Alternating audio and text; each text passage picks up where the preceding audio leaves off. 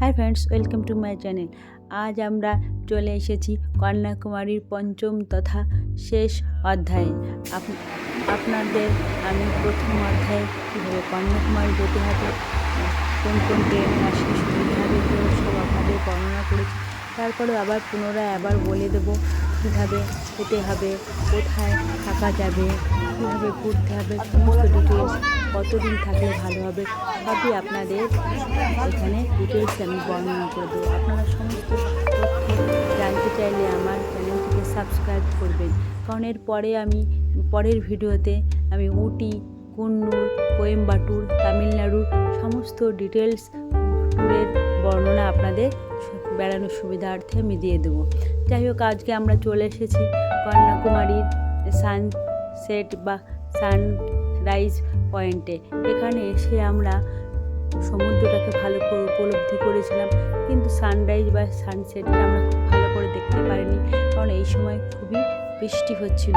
যাই হোক, এখানটাতে এই যে আপনারা দেখতে পাচ্ছেন, এটা আরব মহাসাগরের রূপ অপূর্ব, ভীষণভাবে মুগ্ধ করছে সবাইকে। আমরা তো মুগ্ধ হয়ে পুরো কন্যাকুমারী রূপটা দেখছিলাম। এই কন্যাকুমারীতে ঘোরার জন্য 1 নাইট এবং 1 ডে সাফিসিয়েন্ট। আমরা 10টার সময় নেমে হোটেল থেকে চলে এসেছিলাম বিবেকানন্দ রক মেমোরিয়াল দেখলাম। বিবেকানন্দ রক মেমোরিয়াল দেখে চলে গিয়েছিলাম চার্চ থেকে চলে এসেছিলাম বিচে এসে চান করে আমরা সানরাইজ ভিউ পয়েন্টে চলে গিয়েছিলাম, কারণ সমস্ত জিনিসই কিন্তু পাশাপাশি। এবং সানরাইজের পাশেই আছে এই যে দেখতে পাচ্ছেন আপনারা, এটা গান্ধী মণ্ডপম। এই গান্ধী মণ্ডপমের ভেতরে পুরো গান্ধী যাবতীয় ক্রিয়াকর্ম, কী কর্ম করেছিল, সমস্ত ডিটেলসভাবে লেখা আছে। এবং সেটা বিস্তৃত আকারে জানতে গেলে আপনাদের পড়তে হবে, ওর ভেতরে সমস্ত কিছু লেখা আছে। যেহেতু এই গান্ধী মণ্ডপম দেখা হয়ে গেলে আর কন্যাকুমারীর তেমন কিছু দেখার থাকে না। জাস্ট একদম বিবেকানন্দ রক মেমোরিয়ালের পাশেই একটা মন্দির আছে, সেটা সবসময় খোলা থাকে না, বিকালের দিকে খোলে, সেটা একটু দেখে নেওয়া যায়। এবং বিকালের দিকে বীচটা উপলব্ধি করা যায়। ওগুলো দেখার পরে কন্যাকুমারীতে খুব বেশি সময় লাগে না বা কাছের দৃশ্যগুলো দেখার জন্য, সাইট সিনগুলো। তাই আমরা যেহেতু 2 নাইট করে ফেলেছিলাম, ঠিকমতো তথ্য না পাওয়ার জন্য, ওই জন্য আপনাদের আমি সতর্ক করে দিচ্ছি যে কন্যাকুমারীতে 2 নাইট প্রয়োজন নেই। আমরা যেহেতু 1 নাইট করার পরে বুঝতে পেরেছিলাম যে আর 1 নাইট থাকার দিনটা নষ্ট হবে, তাই আমরা তখন 3,500 টাকা ভাড়া দিয়ে গাড়ি রিজার্ভ করে আমরা কেরালা ট্যুরটা করে এসেছিলাম। সেই ভিডিওটা আপনারা এর পরেই পেয়ে যাবেন। আমরা ওখান থেকে ঘুরে রেল লাইন কন্যাকুমারী স্টেশনের পাশেই চলে গিয়েছিলাম এই ওয়াক্স মিউজিয়ামে।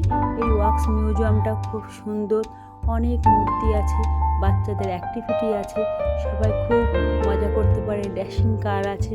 আমরা এগুলো করে চলে গিয়েছিলাম আমাদের হোটেলে। এবং তার পরের দিন আমরা গাড়ি রিজার্ভ করে কেরালা ভ্রমণটা করে এসেছিলাম কেরালা ভ্রমণ।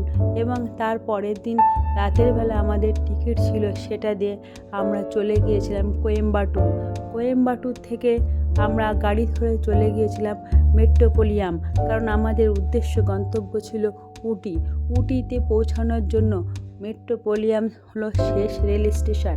মেট্রোপলিয়াম থেকে আমরা চলে গিয়েছিলাম উটি। এবার আসি হোটেল এবং তার বাজেট।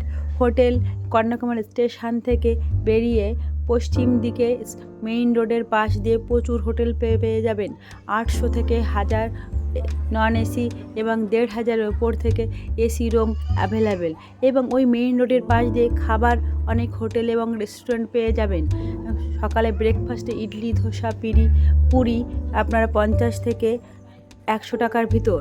দুপুরবেলা লাঞ্চও 150 থেকে 200 টাকার ভিতর পার হেড। রাতেও ডিনার আপনারা 150 থেকে 200, ভেজ নন ভেজ সব পেয়ে যাবেন।